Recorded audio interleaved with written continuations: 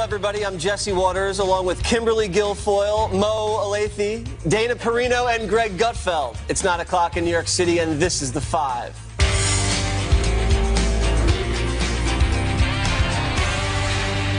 President Trump turning up the heat and doubling down on his fire and fury warning to North Korea as the Hermit Kingdom threatens to fire missiles toward our base in Guam.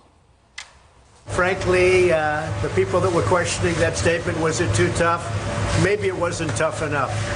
They've been doing this to our country for a long time, for many years. And it's about time that somebody stuck up for the people of this country and for the people of other countries. So, if anything, maybe that statement wasn't tough enough. Later this afternoon, the president continued his tough talk, sending a strong message to dictator Kim Jong-un.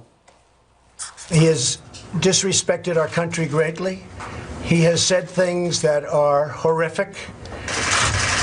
And with me, he's not getting away with it. I read about we're in Guam by August 15th. Let's see what he does with Guam. He does something in Guam, it will be an event the likes of which nobody's seen before, what will happen in North Korea. And when you say that, what do you mean? You'll see. You'll see. And he'll see. He will see. It's not a dare. It's a statement. Has nothing to do with dare. That's a statement. He's not going to go around threatening Guam, and he's not going to threaten the United States, and he's not going to threaten Japan, and he's not going to threaten South Korea. Poor Guam now finds itself in the middle of a big game of chicken between these two men. So he's really setting himself up for a serious situation next week. So if missiles are fired near the waters off Guam, the president has to respond very dramatically. Well, that's what he said. It's interesting because people, even General Jack Keane the other day when he was on this show, he said that he wishes he could give the president a do-over on the fire and fury statement. But the president's instincts are always slightly different. And he's speaking to people in America who are like, what? I like strength. Like when President Bush said, bring it on, bring him on, and dead or alive, and the media went, oh my gosh, he's a warmonger. I remember personally just saying, I'm for that. Yeah. Because it makes sense to me. I do think on the Guam piece, it is kind of interesting. Is it Guam because Kim Jong-un does not have the capability to send a missile anywhere else? I believe that. But why would you waste an opportunity on Guam if you don't know if President Trump's going to act?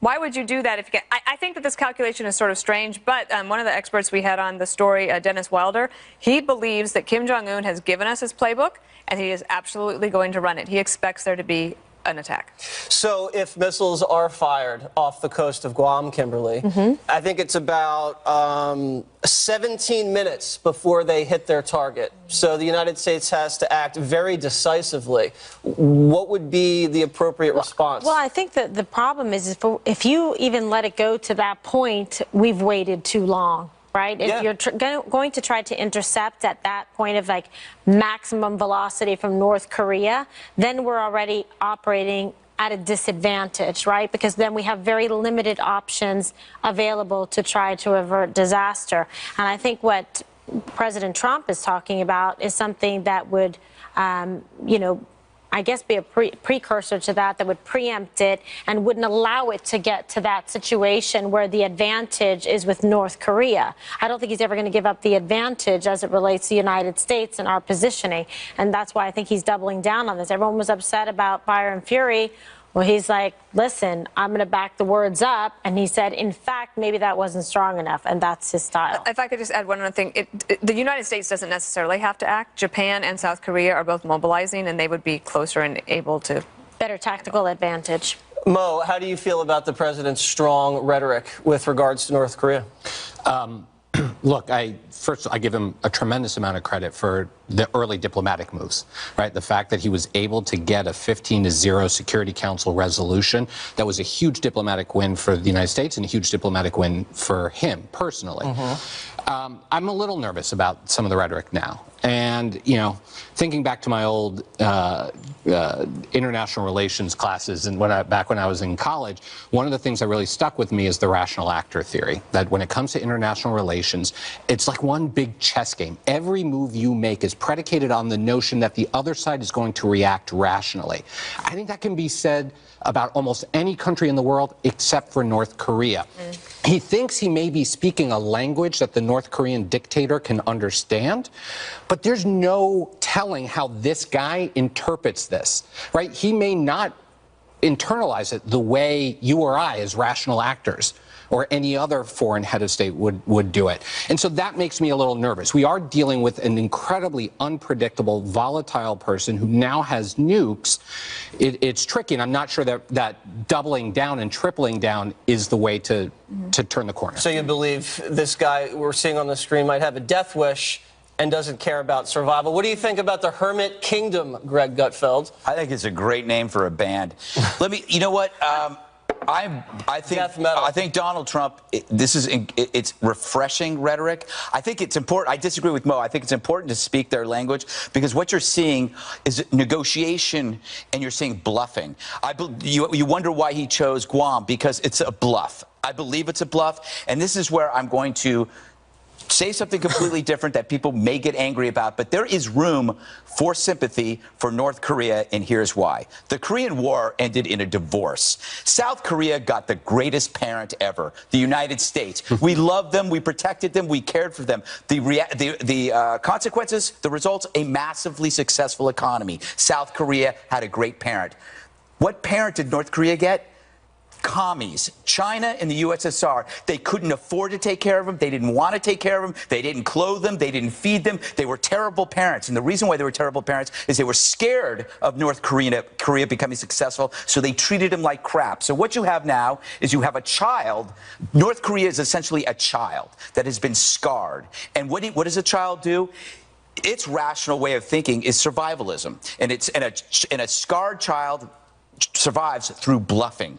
It acts tough because it knows that if it doesn't act tough, it's going to get ruined. So the solution, when you think about it, is how do you help this child that has been screwed by terrible parents for 40 years? A child that smartly realizes that it must bluff its way to survival. A child that feels that it needs nuclear power or nuclear weapons to survive. And who are we to say no?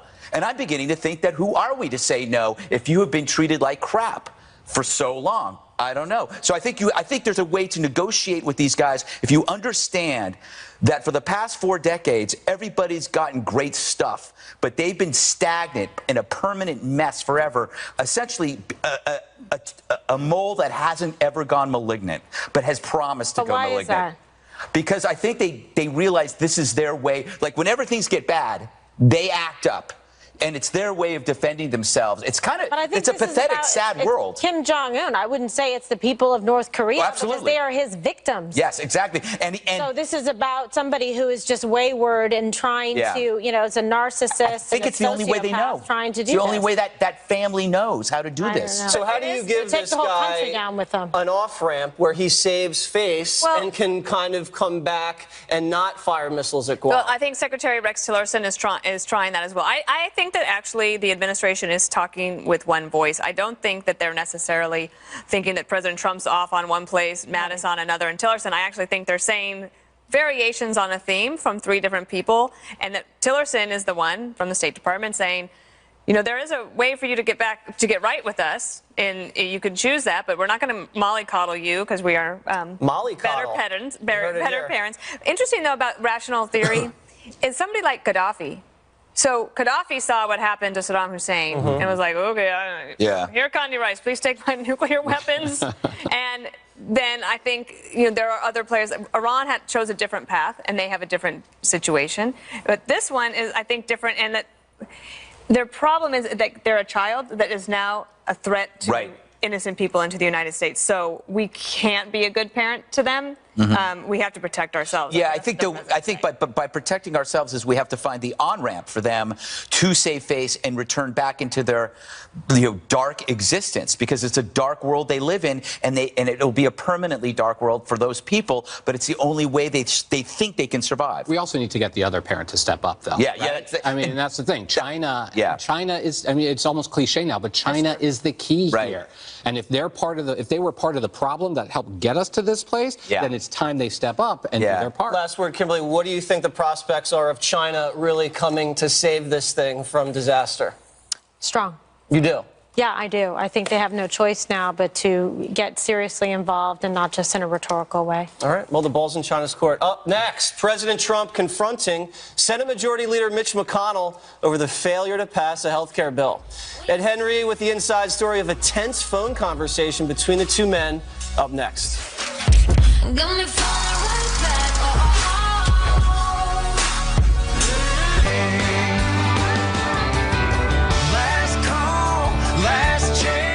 President Trump is stepping up his criticism of Mitch McConnell, taking several digs at the Senate Majority Leader today. Our chief national correspondent, Ed Henry, is tracking all the latest developments from the White House. Ed, I got your title right this time, so give it to us straight. Boo. Well, no more booing, Greg. So mean.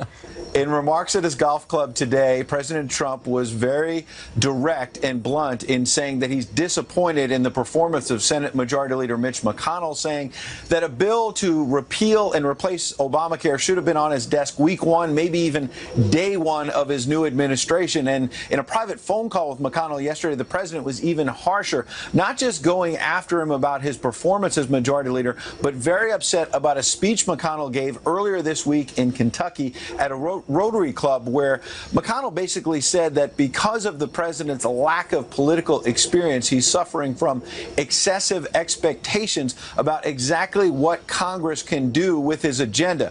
Yesterday and today, the president has also fired off a series of tweets going after McConnell directly, including one this afternoon in which he said, quote, "Mitch, get back to work and put repeal and replace, tax reform, and cuts, and a great infrastructure bill on my desk for signing. You can do it." A couple of hours later, reporters pressed the president on comments by Sean Hannity and other conservatives that if McConnell can't get the job done, maybe he should simply step aside and resign as leader. Well, I'll tell you what, if he doesn't get repeal and replace done, and if he doesn't get taxes done, meaning cuts and reform, and if he doesn't get a very easy one to get done, infrastructure, if he doesn't get them done, then you can ask me that question. But the bottom line on the president raising the temperature on all of this is that he's stuck with McConnell, at least for now, in terms of shepherding his legislative agenda. And if Special Counsel Robert Mueller continues to turn up the heat on that Russia investigation, the president is going to need as many allies as he can get on the Hill. And Dana, you heard more booing from Greg there. I simply don't care, because I know viewers listen closely to my reports in order to stay woke. Very good, Ed. We love having you. Thank you so much. We're going to take it around the table now. Kimberly, I'll start with you. God. You know, remember I used to say addition is better than subtraction? I always liked it. Yes, right? and public criticism is never necessarily good. But I also think that this was actually pretty mild from Mitch McConnell. I think that if you read if you see how Mitch McConnell said it versus how the media reports it, it got all, bustled up. Yeah, blown out of proportion, and it escalated pretty quickly, like a hot air balloon. But first of all, we know that, I think it got taken out of proportion in terms of what Mitch McConnell was saying. But as it relates to the president, he doesn't like anything like that of any nature. Meaning, if you're going to try and poke at him a little bit, he's going to punch hard back at you. He doesn't tolerate it well, and he has no time for it. He has no bid for it. So it's not helpful in any regard. What I would have liked to see is all this effort put into health care.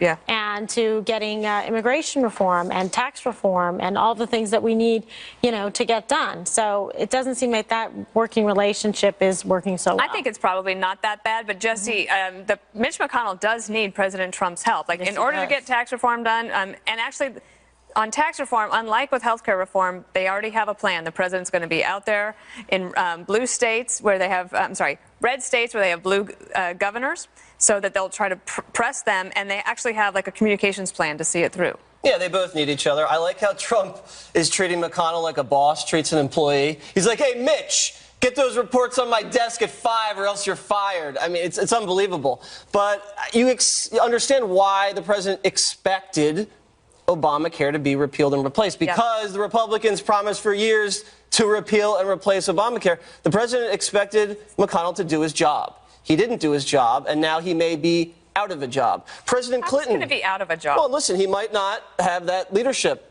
anymore if there's, people rising up. And that was a threat. I think the president just delivered a strong one. So when Bill Clinton was president, in the second term, he didn't have either houses, and he signed bills. President Bush had a divided House and Senate. He signed big bills. But you know why? Obama had both houses. He signed bills immediately. He can't even get a bill on his desk. So it's sad, exclamation point sad. Oh my God.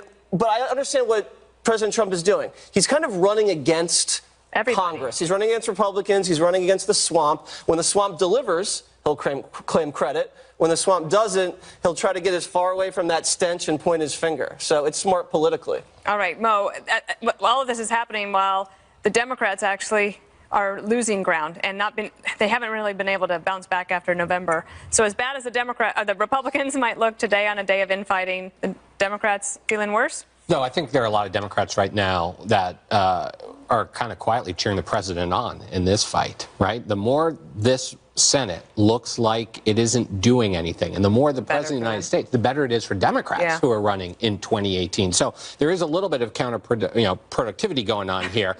But I will say I agree completely with Jesse's point. This is exactly politically what Donald Trump wants. This is not a partisan fight the way it used to be, right? Careful. Make a lot of sense. It's probably the last time I'm going to say I agree with you. Delighted. Right, but he's running against the system, and that is Democrat and Republican. It is the judiciary, the media, and the Congress. Well, I do think that's one thing, that the system of checks and balances continues to work. But people thought the Republic was going to fall apart, but guess what? The courts still get a say, and the Congress still gets a say, and the president gets mad, and that's just that's normal. Yeah, and by the way, how is this...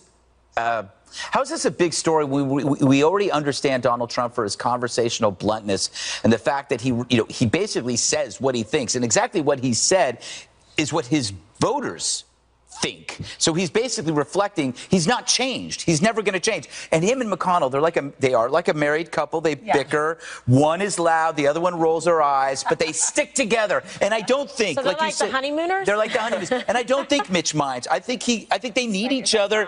And also I do think it was a bit overblown. I think Mitch was just answering a question. Right. And that was that. Also, who leaked the contents of the phone call? I bet I could figure it out. Oh, tweet it. No, it's okay. I mean, the president wanted to get back on the stage. He is back on the stage today in a very big way, Kimberly. I liked it that he talked to the press today. I've been wanting him to do a press conference. I thought he did a great job. Yeah. That's why he should do more of it. No, I totally agree. I mean, he really, makes the case best for himself. And when he's out there, he's able to connect with people like he does at his rallies. And, it feeds him a little bit. He's better when he's sitting down.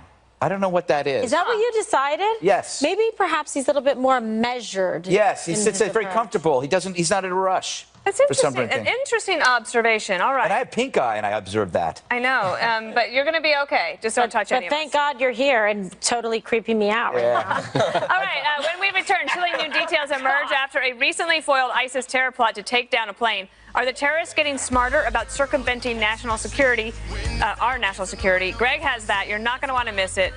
Stay tuned.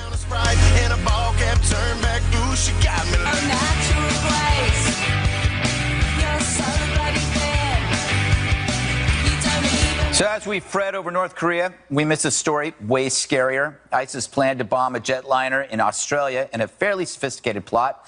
The terrorists got plastic explosives sent via airmail into luggage, they think, before the baggage was abandoned prior to airport security.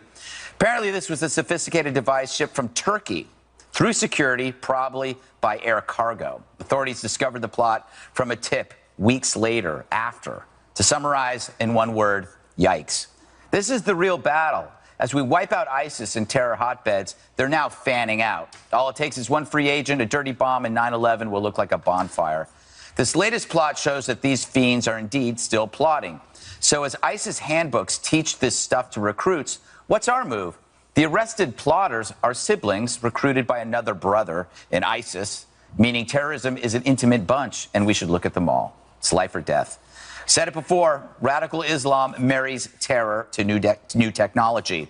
They now have refined wares, and they learn fast. Even though they failed here, we don't know why, they will adjust and keep at it. We must do the same. We always knew plastic explosives were coming. We better make sure we can detect them, even in air cargo. So I'm thinking, on September 10th, 2001, you could probably find a ton of stories on North Korea, but few on bin Laden. A lot's changed since then. 16 years ago, it was a jet and a box cutter. But now we got drones, biotech, plastics.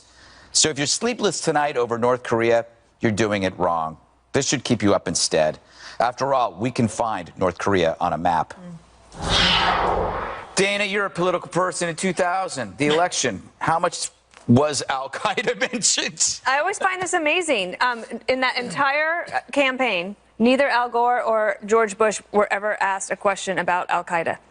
Interestingly, on September 10th, 2001, the White House communications team was there late at night till 10 p.m. And they're like, big crisis. There's going to be a front page story in the New York Times the next day. They're really worried about it. And the topic was the Cheney Energy Task Force. Right. Right. Like something totally non-consequential to the bigger picture. As ISIS loses territory, their online empire is growing. And so also with plastics and 3D printing, what I think we should do is I think President Trump should oversee an intel surge because we need a lot more people out there with eyes and ears and informing on people like the brothers. Yeah, this is from the Wall Street Journal. A lot of this information came from Ahmet S. Yela, who's an adjunct professor at George Mason University. Said the bomb materials evaded all security measures via air cargo. Mo, this is kind of scary, right? Scary. Yeah. Yeah. Mo, this is scary. You only hear that in the Three Stooges. No, it is. I mean, and the fact that the whole notion of nation states, has completely eroded. That's why I always think that North Korea is rational compared to this. And with the rapidly changing technology that all of us are struggling to keep up with, right? I mean, it all adds to the what's scary. I think there are a couple of things we ought to do, right? I agree with Dana, invest heavily in intelligence. There's an economic component, both putting economic pressure on those countries that are giving safe haven, but also helping to change the economic dynamic that's helping to drive some people, right? That's creating some of the despair. Third, I think there's obviously a military component to this that we need to pursue, and there's a diplomatic component. We need to engage the Islamic countries. Oh, yeah. Right? They have to play a big role. The hijackers of 9/11, they weren't poor. Nope. No, there isn't. But a lot of the young people who are being drawn are people who do feel a tremendous amount of despair. And I'm not saying I think you're talking about a moral poverty. Right, moral and in economic poverty. I mean, absolutely. You can have a great job and still want to kill everybody to get 72 virgins. That's moral poverty, in my view, I guess. My point is, all of these things, these are all different pieces to a broader puzzle. There is no singular answer here. Right. What do you think, Kim? I think that, it's a multifaceted approach that's going to be successful against this, unending battle against terror and jihad. And you see that they are constantly trying to innovate and, upgrade, new application available. That's what they're doing. And they want to outsmart us. And they're really tireless in terms of, the efforts that they're making to be able to achieve success. It is the only thing occupying their thoughts and their attention. So when you hear stories like this, it makes sense. And they're trying to outthink, like they were amongst the first, the jihadists and ISIS and with the caliphate trying to use some of these encrypted messaging systems like Signal and WhatsApp and Telegraph to be able to avoid detection. And that's why our intelligence, as Dana points out, has to be even more strong and commendable and aggressive in terms of being able to get the information to anticipate and also to find out the connections, the relationships, and sort of the terror web. Yeah, Jesse, that's the weird thing. It's like when in the Wall Street Journal they were talking about how these were brothers recruited by another brother in ISIS. So that you get criticized if you talk about looking at family. Yeah. But it's family That's in this right. case. Yeah, these brothers are obviously evil men. ISIS is like a army of rats, and they're always trying to burrow into your home, you know, going into a different crevice or chewing through plaster. And then, you know, the civilized world is just trying to plug holes and just trying to play defense around the perimeter. That can only work for a certain amount of time. So you have to think creatively. You have to anticipate what they're going to do next. President Trump did that with the travel ban. President Obama used certain tools like drones. He was focused more on rhetoric. President Trump, very creative. You know, you had black sites, you had Gitmo, you had, of course, interrogation. So right now we still need to be thinking one step ahead, because you're right. You're not going to win this just by putting bullets in heads, although Trump is doing that pretty effectively in Syria right now. And that's why they're kind of dissipating and scrambling and coming up with these other crazy ideas. But you're going to have to, like the president said in Saudi Arabia, drive them out, not just physically, drive out the ideology. The ideology, radical Islam, is motivated by death. And when you take that motivation away, you can crush it. But until you enlist the rest of the Muslim society, you're not going to win it. And keep them busy. Like, keep the pressure on. Exactly. Make them always like be worried that they're about to get caught. Because it's not if, it's when. Absolutely. For the next one. Ahead, 4 decades after the arrest of Son of Sam serial killer, TV networks are giving airtime to David Berkowitz. Should they? The debate is next.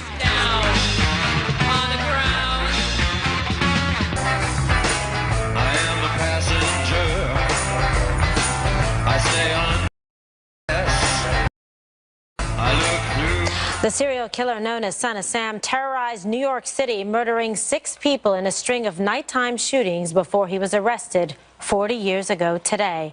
And now, in a rare interview from behind bars, David Berkowitz opens up about his terrifying killing spree. People never understand where I came from, no matter how much I try to explain it. They wouldn't understand what it was to walk in darkness. I've been locked up since the time of my arrest of just under 40 years. You just turned 64. Yeah, I just turned 64, yeah. What would you tell 23-year-old David Berkowitz today? Turn around before it's too late, because destruction is coming, you know.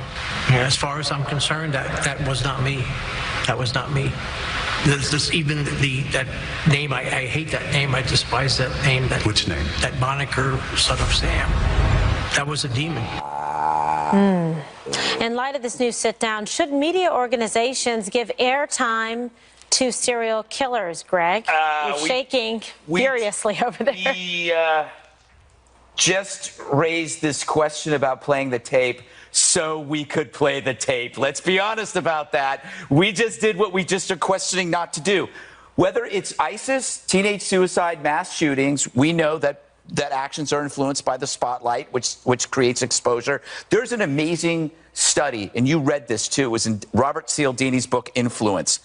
After a well-publicized suicide in a community, there's a dramatic increase in single-person auto crashes and plane crashes. The suicide, when publicized, is contagious. People think about these things. And whenever you expose a certain kind of thing that creates notoriety or attention, especially to young people, like mass shootings, you will get replication. And you know how I feel about this.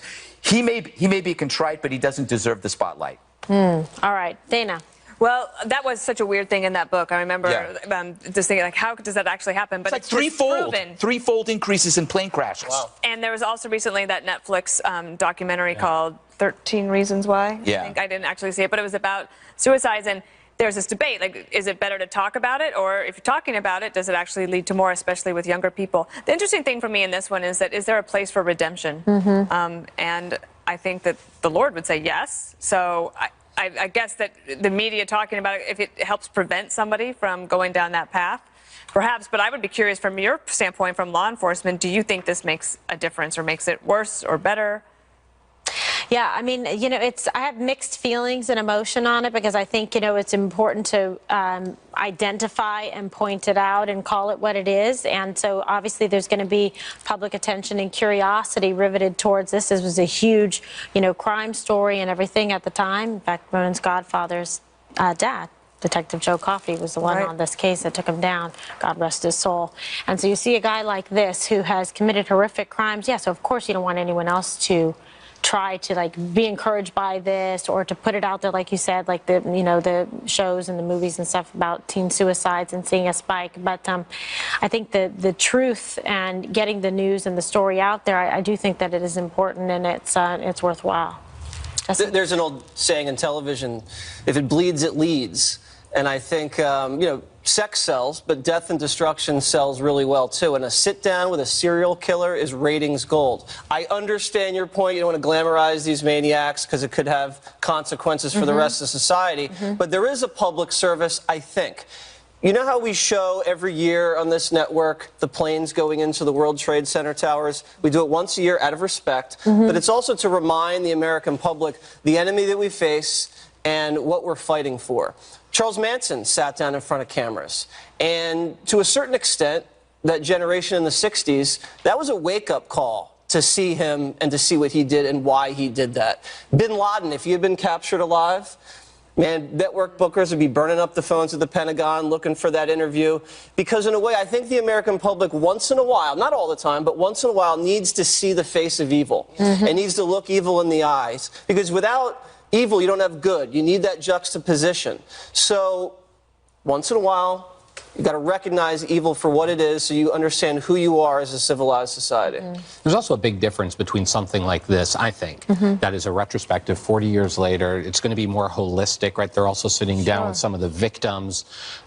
Then when you see a mad media rush to covering these types of incidents in real time, right? And when they're glorifying the suspect or the recently caught, culprit in real time, oftentimes at the expense of the faces of the victims. Right? That's a very different, I think that speaks much more to your concern, Greg. I'm also mixed emotions on this particular special, but I do like the fact that they're going to be sitting down with the victims, and it does raise the question of it's true, and perhaps to study and to get some insight into the criminal mind and how it is that you just so viciously cross over into becoming a monster like this. When we come back, a Hollywood megastar says he has President Obama's blessing to play him in a movie. Let's find out who it is next. Stay with us.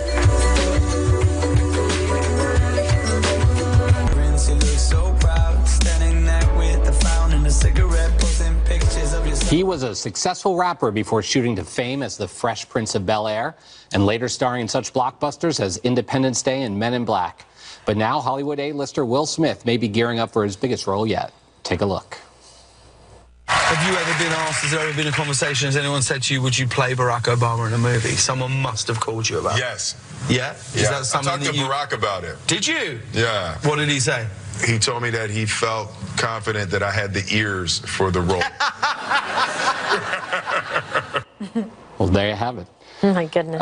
Greg, you feeling it? I think that President Obama should play Will Smith playing Obama. I think that would be a good twist. But I want to know who's going to play Obama as a child in Kenya. That's a joke, America. Or is it? We'll be right back. We were doing so well for about 5 minutes. It was a joke. We can all laugh at ourselves. Yes.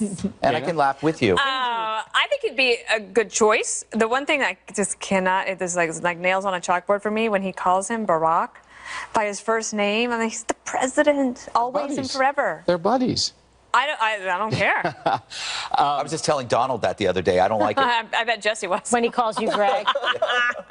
Jesse, so the movie, presuming the movie goes all the way through the end of the administration, who plays Trump? Who plays Trump? I want to know who plays Reverend Wright. That's what I want to know. Be Cedric the Entertainer. Who plays Bill Ayers? Or something like that. Win. How does Will Smith get into character? Does he practice bowing in the mirror? Is that what he does? Wow. I think the Obama movie would be very similar to his presidency. Gosh, here we the go. press would love it, and it would bomb at the box office. And then he could just blame Bush. That's just Right? He would blame Bush. Something like this, you got to go at him last with very little time. I mean, do we have to buy more movie tickets for this guy? It's the Jesse Haven't we spent enough money on this? Save me here, Kimberly. What can we do to save you from the pink coat over there? So listen, I think they're friends. I think he knows him. He would probably play him quite well. I'm sure that, and he's also a very good actor. So Who I'm would sure play Michelle Obama? That's a Obama? great, everybody would want that role. The real president. Beyonce. Yeah, good choice. Well said. No.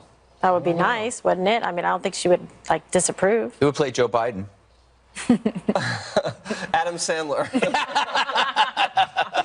Not a stretch. Great. What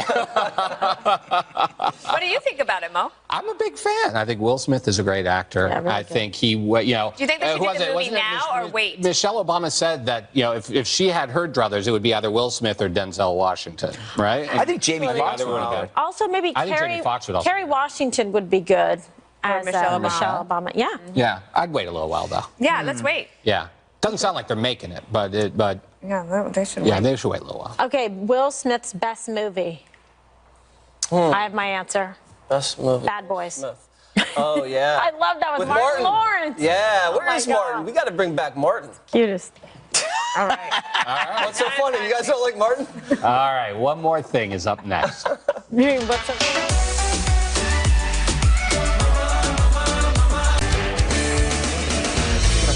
Time now for one more thing. I'll go first. So, brush with death in Poland. Check out this crazy video. This car's driving, train tracks, here they come. Whoa! Oh. Wow. Just missed Whoa. the train. So, gosh. basically what happened was, you know what? They fined the driver after almost dying. There it is. Just missed it. What is wrong In with Poland, this happened. Crazy. You guys got to be careful. Where do you find things like this? The producers. Yeah.